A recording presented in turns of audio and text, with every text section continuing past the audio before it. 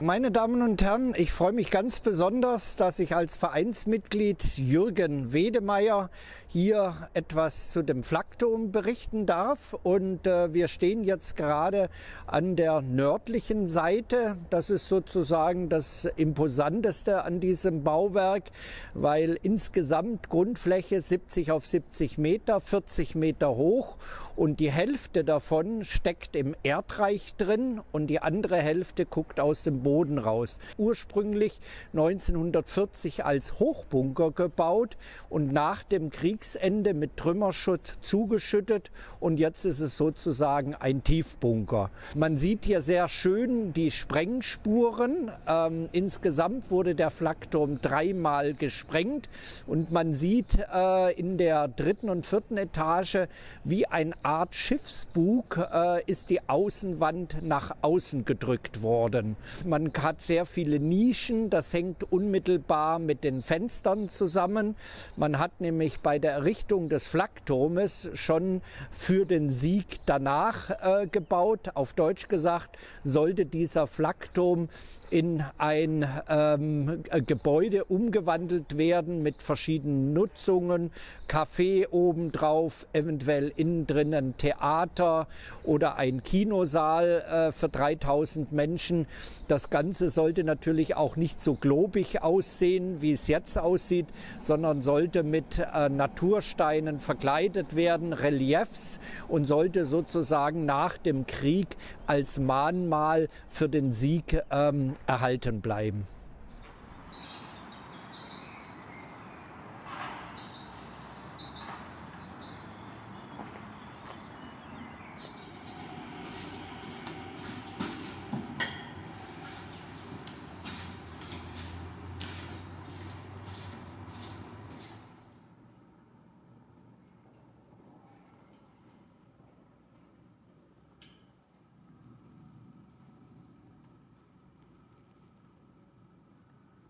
Wir sehen hier eine Luftbildaufnahme vom März 1945.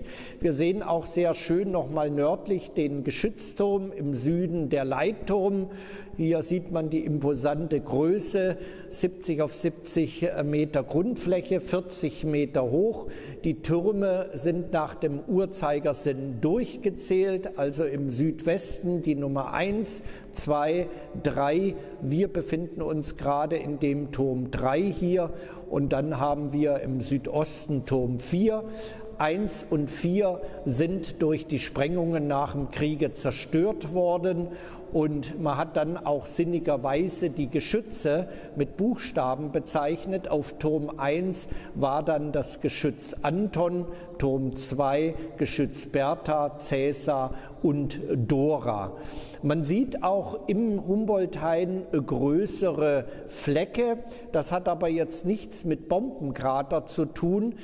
Das sind also vorsorglich angelegte Löschteiche.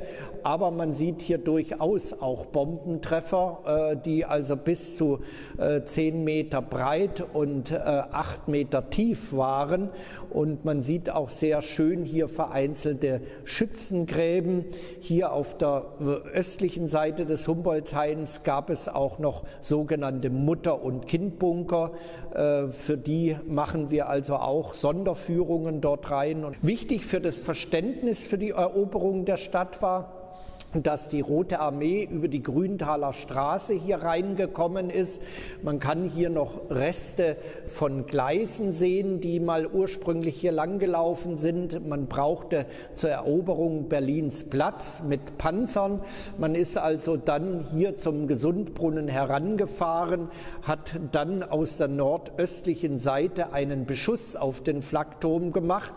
Aber die 5. Stoßarmee unter Bersarin wollte jetzt hier nicht so große Verluste haben und ist dann über den Wedding in Richtung Süden auf den Reichstag zumarschiert. Wir befinden uns jetzt in dem sogenannten Untertretraum, in dem Turm 3. Also wir sind jetzt in der 4. Etage und sehen an der Wand entlang Schussspuren. Als die Eroberung von Berlin durch die Rote Armee war, hat man also in die Öffnungen mit großem Hurra hereingeschossen. Allerdings in den letzten Kriegstagen wurde der Flakturm nicht erstürmt. Insofern hat also dieser Flakturm am 2. Mai vormittags um 11 Uhr kapituliert. Ja, wir stehen jetzt unmittelbar vor dem Eingang in den inneren Bereich. Man kann also die sehr großen Ausmaße einer Luftschutztür erkennen. Die ganze Anlage ist ja gasdicht gebaut worden. Links unten kann man einen 30 Kilo schweren Hebel erkennen. Es war noch eine Gummidichtung mit drin, dass man also wirklich gasdicht die ganze Anlage gemacht hat. Wir gehen jetzt in den unteren Bereich und stehen also jetzt unter der eigentlichen Plattform. Ursprünglich sind es eigentlich zwei Bunkerbauten, nämlich der sogenannte G-Turm, Geschützturm, und in 250 Metern Entfernung der L-Turm. Und der Geschützturm hat oben auf der Plattform ein 12,8 cm Zwillingsflakgeschütz. Und wir stehen sozusagen unter einer 3,80 Meter Stahlbetondecke, weil wenn dieses Geschütz schießt, haben wir rund 40 Tonnen Anpressdruck. Man sieht also hier in den Munitionsschacht oder Munitionsaufzug, die Granaten wiegen 48 Kilo und in der Munitionskammer sind die angeliefert worden, dort in eine Art Paternoster reingehängt worden, horizontal, und dann über 6 Etagen klack, klack, klack nach oben auf die Plattform geführt worden. Dort haben die Soldaten die Granaten rausgeholt, rund 600 Schuss sind dort bevorratet gewesen. Der Sinn dieser Flaktürme hängt unmittelbar mit dem Kriegsbeginn zusammen, und am 26. August 1940 gab es den ersten größeren Luftangriff auf Berlin. Im Norden rund 50 britische Bomber. Die Schäden waren relativ gering. Aber Sie können sich vorstellen, dass sich Hitler sehr geärgert hat über das Versagen der Luftwaffe, und daraufhin gab es dann im Oktober den sogenannten Führerbefehl, und schon nach 14 Tagen war Baubeginn gewesen. Und das erste Flakturmpaar wurde im Herbst 1940 am Zoo errichtet, im Sommer 41 Friedrichshain, 41, 42 im Winter, dann hier Humboldthain, und die Berliner werden es wissen, jetzt fehlt im Süden ein Flakturm. Der sollte ursprünglich auf dem Tempelhofer Feld stehen, aber da hat man dann gesagt, das kann die Luftwaffe selber machen, und weil wir ein Herz auch für andere Städte haben, ist das vierte Flakturmpaar Berliner Bauart auf dem Heiligen Geistfeld in Hamburg errichtet worden.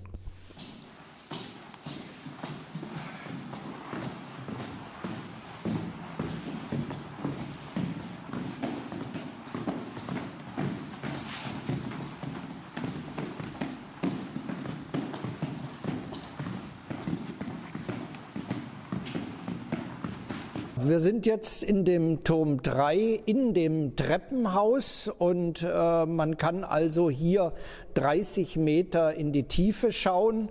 Das Besondere hier an dieser Stelle ist, dass man eigentlich die Größe des Bauwerkes hier richtig erkennen kann. Wie ich eingangs gesagt habe, sind ja nur die oberen 2 bis 3 Etagen zu sehen gewesen, aber hier hat man mal die komplette Höhe von 40 Meter bis unter die Geschützplattform, und man sieht die starken Zerstörungen durch die 3 Sprengungen, ausgeführt durch die französische Armee.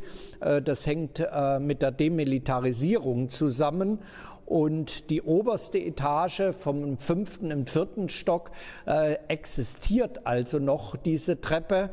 Die andere Treppe am Turm 2 ist zerstört, und die südlichen beiden Türme existieren nicht mehr. Also insofern ist es hier die einzige Möglichkeit, damit ins Innere zu kommen. Man sieht auch an der Wand Löcher. Das hängt also mit der Plattform zusammen. Man muss das Ganze ja auch betonieren. Man sieht dann immer, wie abschnittsweise betoniert worden ist. Hier war wahrscheinlich eine Holzplattform drin gewesen, 6 Meter im Durchmesser. Wobei ich noch das Glück hatte, im Jahr 2000 die Luftwaffenhelfer kennenzulernen. Und die haben die Treppe nicht mehr in guter Erinnerung, weil im 4. Stock waren die Mannschaftsräume und zur körperlichen Ertüchtigung ist man dann rauf, runter. Im März 1945 sieht man eigentlich noch wenig Schäden. Also Berlin ist eigentlich erst richtig kaputt gemacht worden in den letzten 14 Tagen des Aprils und Anfang Mai, als die schweren Kämpfe hier zum Stadtzentrum gewesen sind.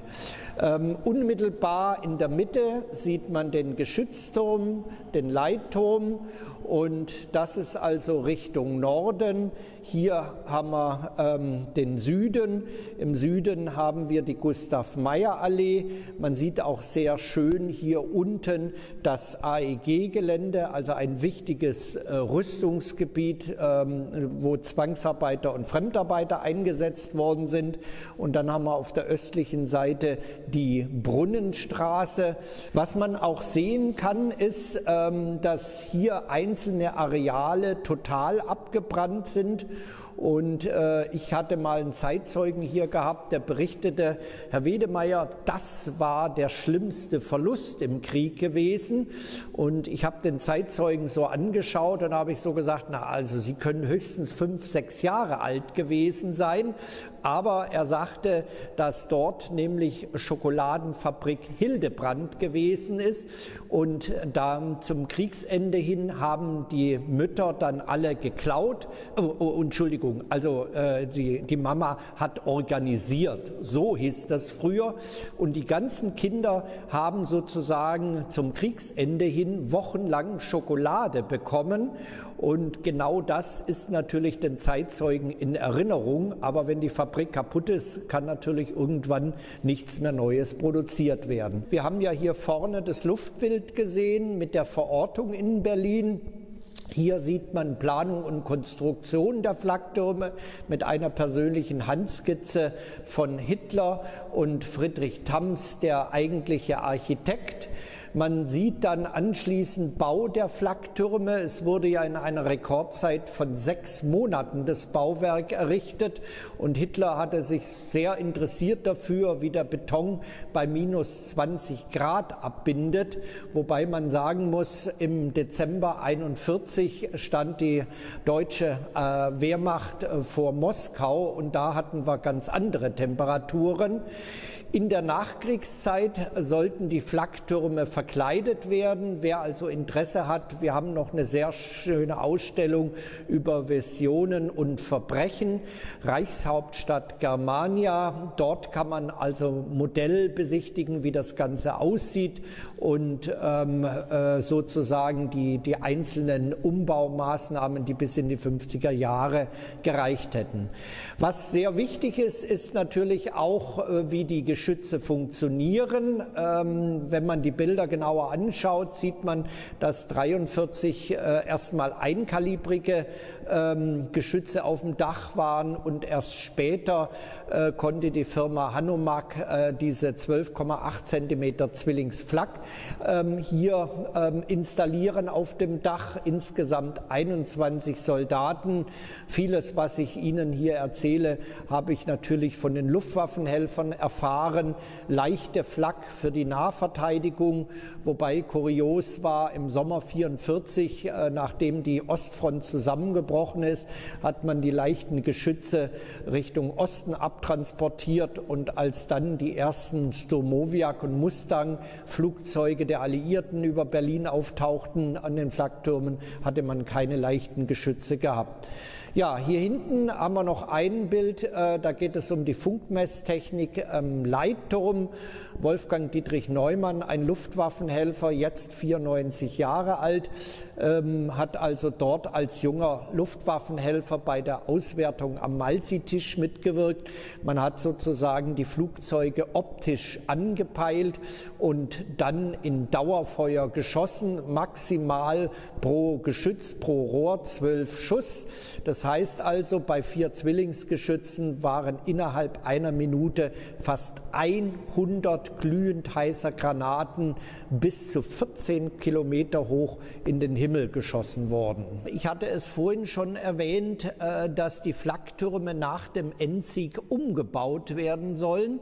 Zum Teil hat man also Schmucksteine dafür verwendet und wir können hier also so mit Eichenlaub erkennen 2 Schwerter. Und das Interessante ist, dass uns vor ein paar Jahren diese Schmucksteine angeboten worden sind, sozusagen angebliche Hitlersteine. Und wir sind dann in einer Vereinsfahraktion dorthin gefahren und die Recherche hat dann ergeben, dass südlich von Berlin eine Steinmetzfirma existierte, die also nach dem Krieg schon lange weg war, aber vermutlich im Auftrag des Generalbauinspektors Speer, Albert Speer, dort solche Modelle entwickelt hat. Also der Meister sollte also 2, 3 Schwerter, Eichenlaub, verschiedene Varianten machen und nach dem Endsieg sollte dann der Großauftrag kommen.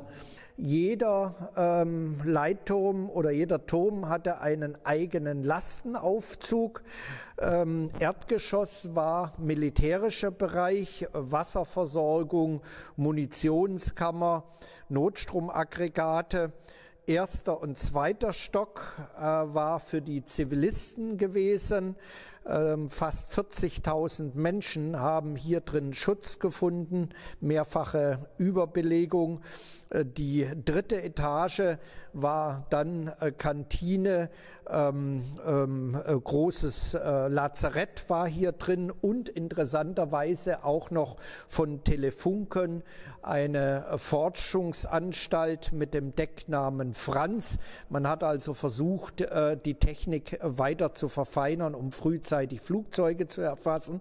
4. Etage waren die Mannschaftsräume der Soldaten, 5. Etage waren dann die leichte Flakabteilung und oben dann 6. Etage mit den schweren Geschützen. Was man hier schön auch erkennen kann, ist die Seilführung dieses Aufzuges. Wir haben eine spezielle Tour E, die 4 Stunden lang ist. Da hat man noch die Möglichkeit, bis unters Erdgeschoss runterzukommen. Da hat man nämlich die Möglichkeit, tatsächlich auch 70 auf 70 Meter im Quadrat noch zu gehen.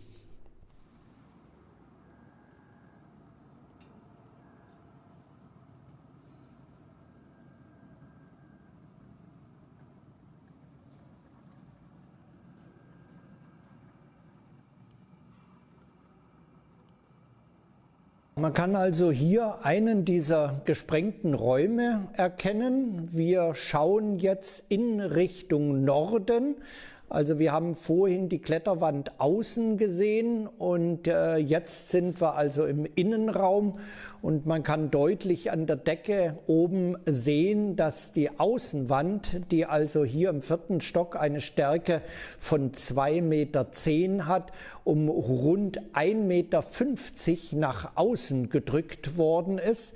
Man kann das auch sehr schön hier links an diesen gedehnten Stählen hier erkennen und deshalb ist dieser ganze Außenwand nach außen gedrückt worden. Wir wissen nicht genau, wie viel an Sprengmittel die Franzosen hier verwendet haben. Wir sind ja hier im ehemaligen französischen Sektor, aber vom Zoobunker sind es rund 40 Tonnen. Und man sieht sehr schön, wie viel Armierungseisen hier entsprechend verbaut worden ist. Also man geht hier von rund 10.000 Tonnen an Stahl aus, die also hier mit verbaut worden ist. Man kann also sehr deutlich erkennen, in welch dichtem Geflecht diese Armierungseisen hier eingebaut worden sind, teilweise armdick, wobei das auch ein Kunststück ist, den Beton rechtzeitig zu verfüllen. Wenn die Betonmasse zu dicht ist, dann hat man also Lufteinlagerungen, die dann später irgendwie brechen könnten. Wenn der Beton oder zu wenig Zement hat und zu flüssig ist, dann werden die Hohlräume nicht richtig ausgefüllt. Es kommt Luft an die Armierungseisen und das Ganze fängt an zu rosten. Nach dem Krieg hat man also angefangen, diese Armierungseisen rauszuschweißen, rauszubrechen, was natürlich nicht unbedingt weiter die Standfestigkeit dieses Gebäudes erhöht. Und das sind also alle Spuren, die so nach 46, 47 nach den Sprengungen entstanden sind.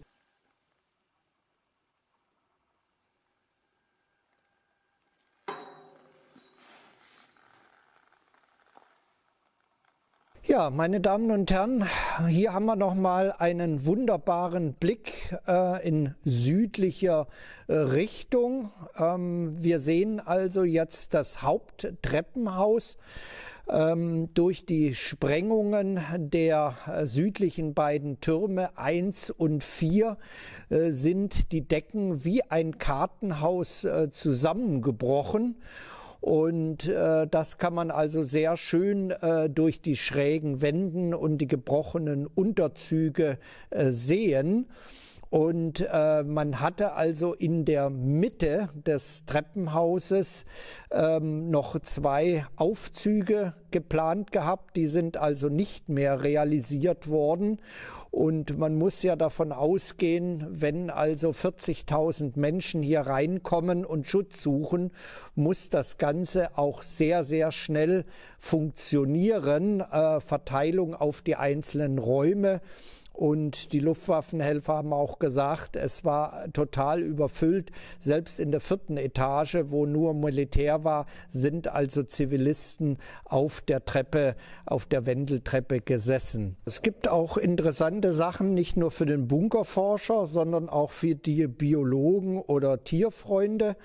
Wir haben nämlich seit etlichen Jahren auch Besuch durch Marder. Und hier sieht man sehr schön die Hinterlassenschaften dieses Tieres. Das entwickelt sich dann hier zu einem flauschigen Pilz. Und das kann man überall hier in dem Bauwerk finden. 2002, da gab es ja den Verein schon 5 Jahre, war es also sehr schwierig, hier auch eine Genehmigung dafür zu bekommen. Und wir haben fast 1 Jahr lang hier in dem Bauwerk gearbeitet. Man sieht hier den Treppenaufgang in dem Turm 3, der voller Trümmerschutt gewesen ist. Das musste alles mühsam von Hand beräumt werden. Und wir hatten provisorisch eine Holztreppe eingebaut, was eigentlich für die Witterungsverhältnisse nicht optimal ist. Aber so haben wir uns dann peu à peu, stückweise, etagenweise in dem Bauwerk vorgearbeitet.